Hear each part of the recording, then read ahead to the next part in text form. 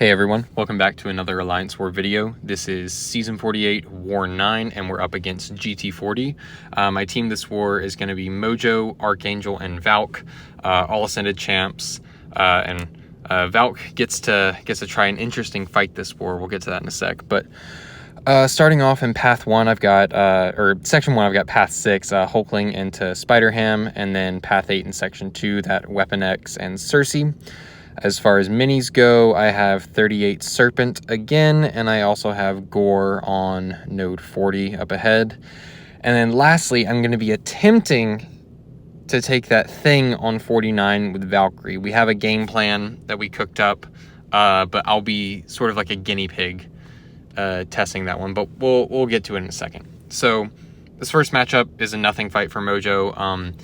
In terms of Mojo's matchups, Hulkling is his best one. Like, you should never die with Mojo versus Hulkling, you know. But anyways, GT40, we've played them a lot of times and we've never won, and they are, I would consider them the GOAT of Alliance War. Kenobi back in the day was also super dominant and like no one could beat them for the longest time.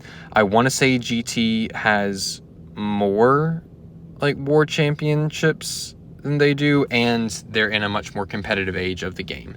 So yeah, GT40, they're the best Alliance War alliance, and we're trying for like the umpteenth time to take them down, and you know, we like our chances this war.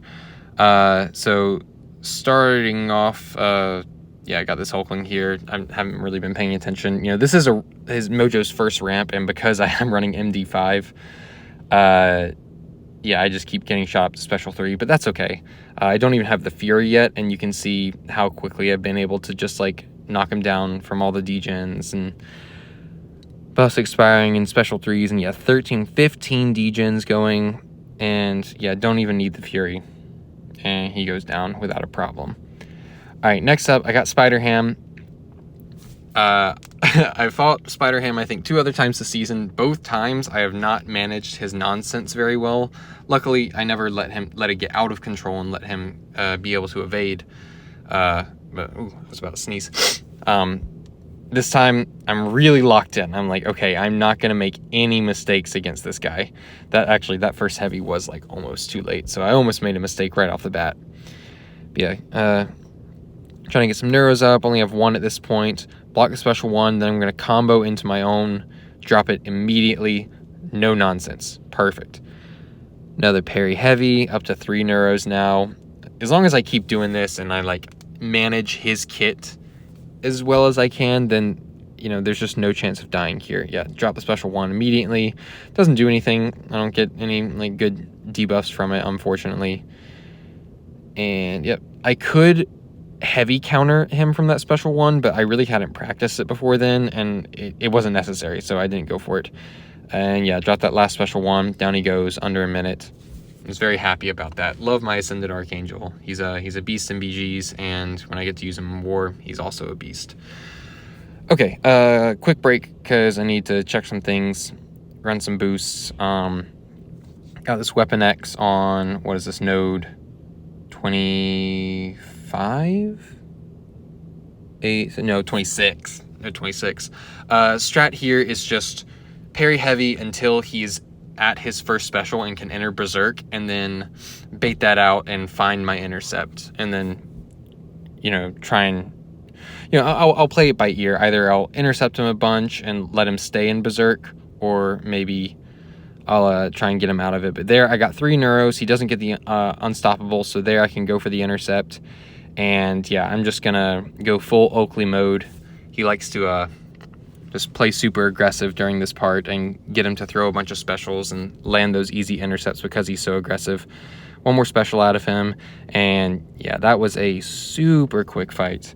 I was very happy about it. I was a little bit nervous about this fight. I even threw on an invuln just in case, and I think I'm running max coagulate as well for that and the Gorr coming up. Yeah, I was worried about nothing. All right, next up, got this Sersi on, was this 35? I don't have Odin buffs this time, so I have to manage any potential power gain she gets with my prowesses from the tactic, and also try to out buff her with my own. Like I have my Fury buff, and I can, you know, trigger this Dex buff anytime I want. And right now, like, I'm gaining power and she's not, so trying to bait a heavy here, get that out of her, actually resist the back end of it, and then I dropped this special 2 a little too late, and I don't actually get any degen from it. Here I'm trying to get her to hold block, but she's not. And I think I might lose my ramp here. Yeah, I lose my ramp there, and it's kind of annoying, but hold block there. I get hold block again, which is annoying, and then get anti-life back up. Right now she's doing nothing but glancing, but I have enough prowesses on to not have to worry about her power gain. All right. Now I'm finally able to line up the special 2 this time. Get that off, deal, you know, a decent amount of damage. Still don't have my Fury though. And now I get charge a heavy, know exactly what I need to do. Charge a heavy, so easy. And yeah, I'm out buffing her right now, or like we're at least matched. Drop this big old special 2, and yeah, she's just gonna melt from all that degen. Not the cleanest fight in the world, but I was in no danger.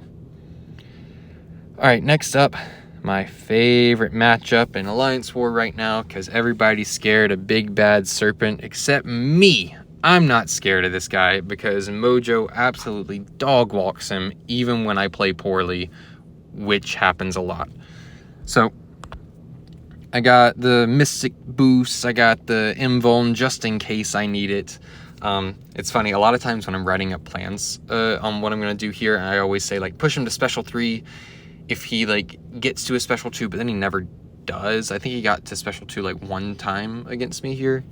And that's when I wasn't, like, managing my prowess well, but especially since the tactic nerf, like, I'm going to be shutting down his power gain entirely, both with anti-life, you know, reducing the duration of his power gain buffs, and with the tactic prowess reducing ability power rate. So don't really have to worry about anything as long as I play well.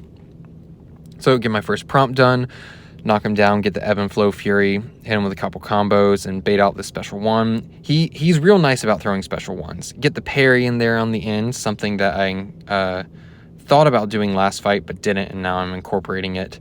And accidentally get pushed to special 3 here. So, but just drop that. It does the same thing as the special 2. Same amount of degens, similar amounts of damage, it's just it costs an extra bar of power. But with Mojo, power is never really an issue. So yeah, ooh, look at him melt from those degens. Look at that. That's juicy damage. Anyway, so, you know, blocking special 1 with a couple of his prowesses there isn't fun, I will admit. But yeah, anyway, so drop this final special 2, and once again, he's just gonna melt down. I just gotta hold block and wait him out, and oh no, his death immune buff, hardly even saw it. Mojo's just so good, and he's so fun, and I wish more I wish more people used him. It is kind of nice that he feels like a little, like, well-kept secret, sort of like when your favorite band, suddenly everyone discovers them, and you're like, no, I liked them before they were cool. Just know I liked Mojo before he was cool. Okay. Anyways, we got this node 40 Gorr, another fight I took last war. Yeah, just gotta watch out for when he goes unblockable, because after that point I can't really parry, so that can affect some of my prompts, and also it affects one of my like ways to get prowess, but I can always hit block if I need to. So here I'm gonna double, like a double good reason to hit his block is to, oh, I forgot about that. Yeah, I did eat a special 1 there. I just lost track of how long it was going on. Here, don't get up to my special 3 because I let, like, my dex buff expire, I guess, but then some Mystic Dispersion power gain gets me back up there. So yeah, drop this special 3. Fight's going pretty well so far. Honestly, pretty nice damage on the special 3 in itself. That's almost 50k. And then, yeah, those degens just start to melt him again. And here I get back into the corner, which is just like one of those weird ones where sometimes it's really easy, but sometimes it's not. And somehow that counted as backing him into the corner. I don't really know how, but I'll take it.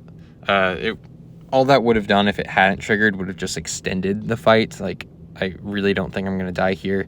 And yeah, I kind of struggled getting back up to my special 3 in this fight because I kept triggering decks, but hey, he went down. That's all that matters. Okay, main event here. We had an idea a couple wars ago that Valk might work here if we saw it with a Void Ban. And there were other options that we thought could maybe work, but we really just had to take a stab in the dark and guess and hope we were right as to what the right matchup would be. So I volunteered to be the first person to try Valk in all the BGs. We're going to see what happens here. The plan is to get my Pierce and Bulwark up so that I can parry freely and I don't have to worry about as unstoppable. And then I just need to manage the tactic as much as possible. There's a 10-second window that I have to deal damage. And after that, I need to try and find parries. So here, I'm free to parry, and I'm going to do those whenever I can. I should have tried to parry hits of that special 1. Here I do, and back out. So far, it's going pretty well. Everything's going roughly how I thought it could go. And I used the Power Start 1 so that I could maybe get the Special 2. Looking back, I should have used an Invuln, but again, I didn't know what would be best, so I just had to go with something. All right, so going pretty well so far, but once he starts building up a few of these, it becomes kind of difficult to do anything about them. And he keeps throwing heavies, and I keep accidentally triggering decks. Now he's up to 4. I should have backed up way further on that, but I don't want to get cornered. That's like a big no-no. Like, once I get cornered, this fight's over. Here, I should have parried that last hit. I don't know why I didn't. And he's unblockable here, so I can't parry now. And he's got 3 of them, and I just haven't been able to work myself out of this hole that I've dug yet. And something that I underestimated about this fight is the power gain every time he hits my block when he has an indestructible. I'm not even noticing it at this point. And here I'm worried about brute force, and I'm blocking a few hits, and he gets special 3. Uh-oh. Here's where it's starting to sink in that I think I've made a mistake. I think this was not the right counter or not the right plan or something. And he's going to be unblockable, so I just got to hit into him and try and land a hit, and I go for sort of a risky intercept and get clipped. There wasn't much I could do. I couldn't keep backing up because he was going to corner me and be unblockable. But yeah, that is the end of this war. And we actually did end up winning this war, despite my shortcomings in that thing fight. It's our first time ever beating GT40 for real, like where they were actually trying. I think there was one war where they already had War Season locked up, and they just kind of did whatever. I think they died 1,000 times exactly. But anyways, this was a huge bucket list item for LVT. We've come real close a number of times, but finally we were able to pull one over on them. It was an ugly war. There were a lot of very weird deaths, and it was super scrappy, but I just love that we were able to pull out the win this time. So super excited about that, and I will see you guys in the next video.